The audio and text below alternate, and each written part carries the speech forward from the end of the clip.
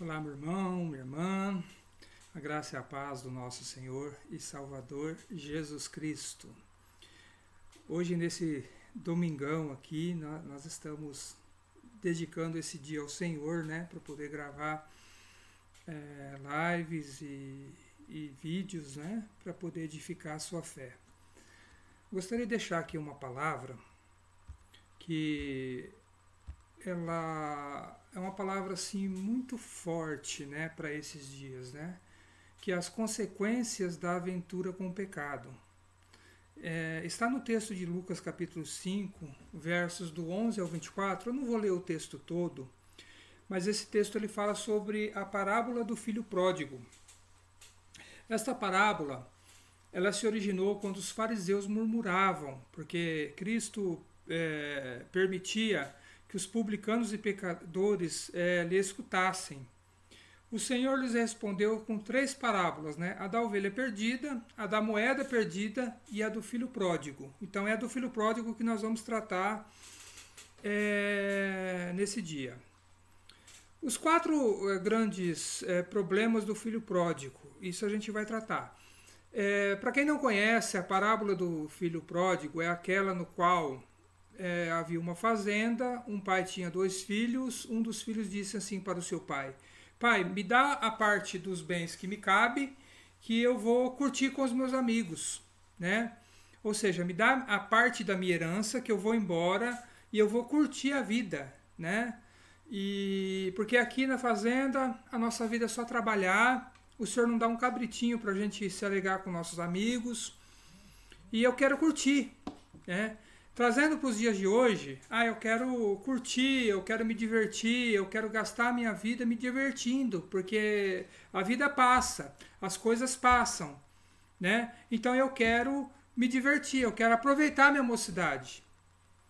Esse é o grande engano das pessoas que estão longe da presença de Deus. Elas não colocam Deus em todas as fases da sua vida, né?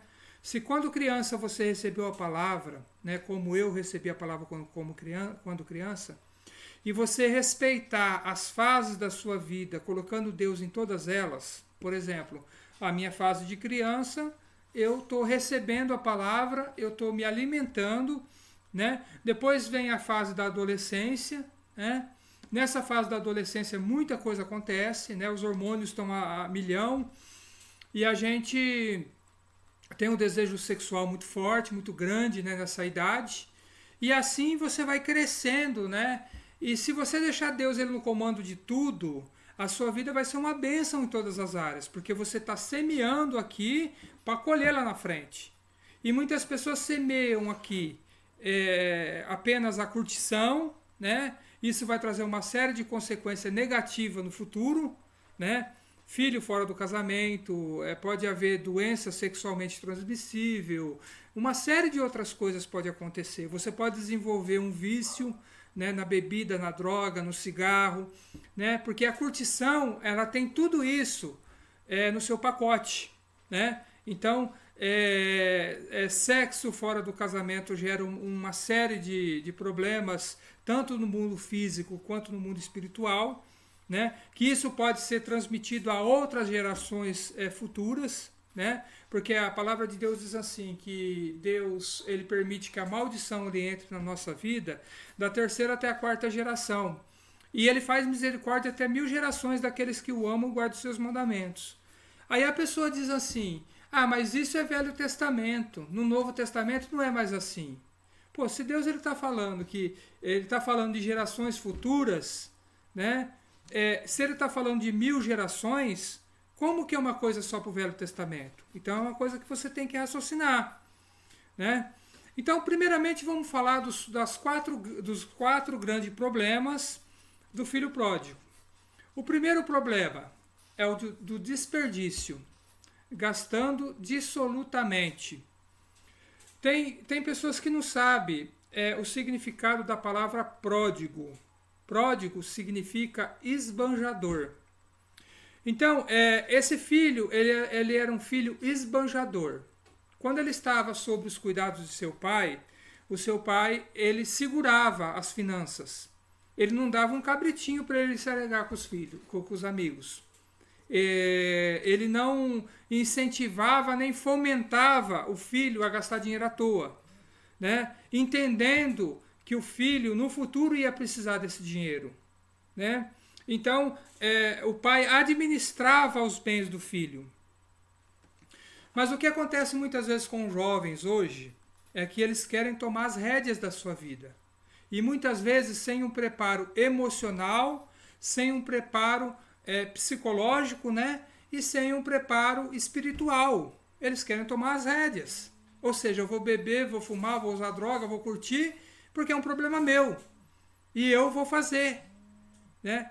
E aí o seu pai e a sua mãe muitas vezes tenta controlar isso, porém não consegue, ok? Não consegue controlar isso. O telefone está tocando aqui. Aí o que acontece? Eles tentam tomar as rédeas da sua vida, porém não conseguem, né? Por quê? Porque não tem preparo. Então, os 4 grandes problemas do filho pródigo, o primeiro foi gastar dissolutamente. Segundo, a distância, longe da proteção do pai. Quando você está debaixo da cobertura do seu pai e da sua mãe, tanto no âmbito natural quanto no âmbito espiritual, pais espirituais, mães espirituais, pai biológico, mãe biológica, você está debaixo de orientações, de direções dessas pessoas. Então, quando ele decidiu manter essa distância não foi uma decisão do pai. Essa decisão foi uma decisão dele. Eu vou conduzir a minha vida, eu vou tomar as rédeas da minha vida. Terceiro, a grande fome. Não tinha uma moeda do bolso. A distância o separava do pai e não podia contar com a sua proteção. Agora a fome o martirizava. Você sabe que muitas pessoas, muitos jovens, tomam decisões erradas, né? E quando a conta chega, eles vão até os pais, para o pai pagar a conta. Quantas mães não estão cuidando de filhos que suas filhas fizeram e jogaram para sua mãe cuidar? Ou seja, quando a fatura chegou, quando o preço chegou do erro, jogou para outra pessoa pagar, para a mãe. Aí a filha fica pagando de novinha, né, curtindo, bonita, linda, e a mãe fica sendo escravizada por cuidar de filhos fora da idade já. Com a idade já avançada, tem que cuidar de criança. Então, foi mais ou menos o que aconteceu com esse homem. Esse homem saiu da presença do pai, né, foi viver uma vida dissoluta, e deixou a cobertura do pai. Mas quando ele viu tudo arruinado, qual foi a primeira coisa que ele lembrou? Do pai. Ele viveu a 4ª situação, que foi o problema da solidão. Sem dinheiro, os falsos amigos já não queriam mais a sua amizade. A solidão, a depressão, a angústia de morte eram os seus acompanhantes. Então, ele se lembrou de seu pai. Ou seja, ele viu que o seu pai estava correto. E qual foi a atitude do seu pai? A atitude do seu pai foi uma atitude de pai. Ele esperou o filho. Ele não foi correr atrás do filho, falar que o filho estava errado. Não, ele ficou na posição dele de pai. E é assim que Deus ele faz com a gente. Esse pai, ele representa o nosso Deus. Quando a gente toma as nossas decisões erradas, a gente quer viver por si só, quer tomar as rédeas de tudo, Deus ele se coloca na condição de pai. Bom, se você quer, tudo bem. Faça conforme o seu querer. É assim que Deus ele faz conosco. Segundo ponto, os 4 retratos que o filho pródigo ilustra.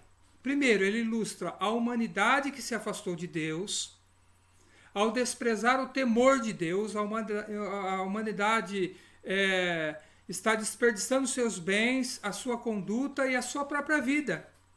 Então, esse filho pródigo, ele representa a humanidade. Segundo, Ele representa uma sociedade que busca falsas ideias, a cada dia fica mais distante de Deus em busca do misticismo, da idolatria, da prostituição e dos prazeres efêmeros. Terceiro, os filhos que deixaram o lar por qualquer aventura, né?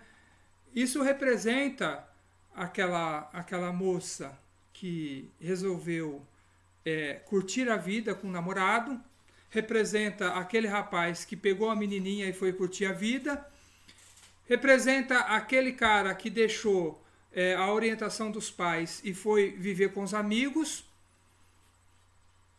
E último ponto, o cristão que deixou a igreja e hoje vive na solidão. Você sabe que muitas vezes as pessoas deixam aquilo que é precioso e vão atrás daquilo que não tem valor algum. Dão valor àquilo que não tem valor algum e deixam a presença do Pai.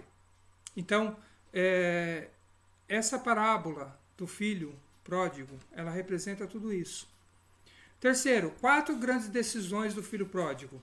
A decisão de levantar-se, levantar-me-ei, né? Ele diz no versículo 18. A primeira grande decisão de quem está caído é quando resolve se levantar e ser um vencedor. Então não importa a situação que você esteja, no lugar que você esteja. Se você resolver se levantar, é necessário você se posicionar. Eu vou me levantar.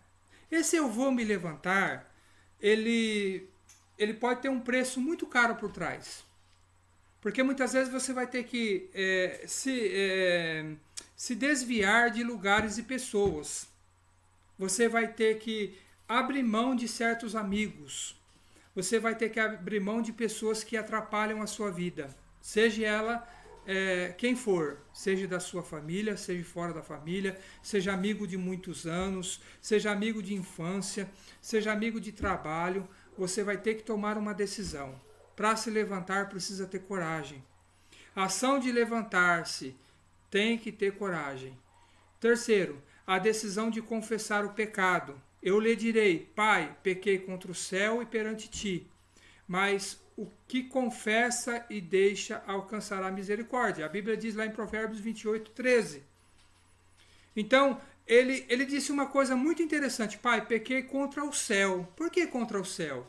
Porque aquele que se rebela contra pai e mãe, ele se rebela contra o céu. Então, aquele que se levanta contra pai e mãe, esse se levanta contra o céu. Esse se levanta contra as coisas de Deus, contra a palavra de Deus. Então, e ele também diz, faz uma segunda colocação. Eu pequei perante ti. Eu pequei contra o céu, eu pequei perante ti. Depois ele continua, né? Já não sou digno de ser chamado de teu filho, etc, etc, etc. Quarto ponto. 4 decisões do Pai. Compadeceu-se e perdoou. O Pai Celeste é benigno, está sempre pronto para perdoar. Lá em Salmos 86, verso 5, diz assim: Tu, Senhor, és bom e pronto a perdoar e abundante em benignidade. Segundo ponto, ele correu ao encontro. O Pai amoroso está atento, esperando o filho voltar para o caminho. Celebrou uma grande festa na casa do Pai Celestial. O motivo de festa é quando um filho rebelde se arrepende e resolve voltar. Assim vos digo que há alegria diante dos anjos de Deus por um pecador que se arrepende. Lucas capítulo 5, verso 10. Restaurou completamente, vestiu-lhe com roupas e calçados novos e voltou a usar o anel de príncipe. Veja bem, conclusão. As aventuras com o pecado são ilusórias, traiçoeiras, levando ao caos e à miséria. Eu te pergunto, você tem se aventurado no pecado? Você tem se aventurado no mundo? Você tem deixado as coisas de Deus para se dedicar às coisas do diabo? Às coisas do mundo? Para ficar atrás de amigos? Para perder o seu tempo com coisas que não edificam? Então, o desafio que eu faço a você hoje é que você foque a sua vida cristã em servir a Deus e estar na presença dele. E não deixar que as coisas periféricas elas atrapalhem a tua vida. Elas atrapalham a sua vida espiritual. Então, eu deixo aqui a minha palavra, né, de reconciliação, que você volte para Cristo, volte para a igreja, deixe a vergonha, deixe a dor, deixe as dificuldades e volte-se para o Senhor. Amém? Deus te abençoe, que essa palavra ela entre no teu coração e faça morada ali, transforme a sua vida. Em o nome de Jesus.